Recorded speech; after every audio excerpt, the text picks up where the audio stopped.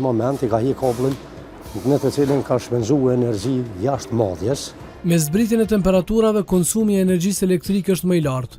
Sistemi elektronik i kontrollit të shpenzimeve të energjisë i mundson kecit të nxjerrë të dhëna nga distanca dhe nga aty të identifikojë nëse në zonë ka keqpërdorim të energjisë.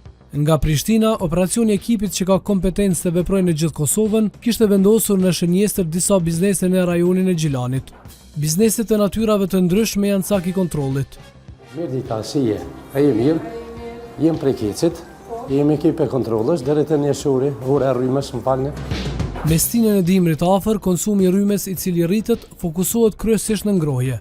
Në momentin e parë, ekipet e kecit dokumentuan dyshimet e tyre.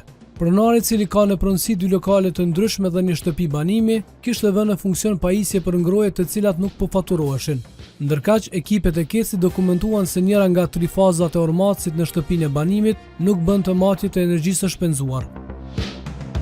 Të konsumatorin në fjalë, kemi nal njësurin elektrik këtu në lokal, edhe të lokali tjetër afër. Të lokali tjetër në ka met një klim me energji. Këtu të ky lokal në ka met kaloriferi me energji. Gjatë procesit punës, konsumatori e ka njësurin edhe banimit lartë, atje ka mbyll derën për me rregullue. Ne ka nalë, dhe më thonë, në moment i ka hi kablin në të cilin ka shpenzuar energji jashtë madjes në 2 lokalet, klimën edhe kaloriferin.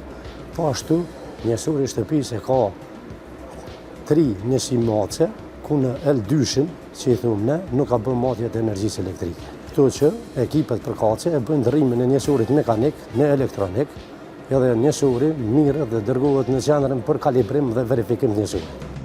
Ormaci largohet nga ekipi tjetër i kecit për të dërguar pastaj në qendrën e kalibrimit. Si zakonisht, përpilohet proces verbali me gjetjet në terren, i cili më pas përdoret në procedurë gjyqësore.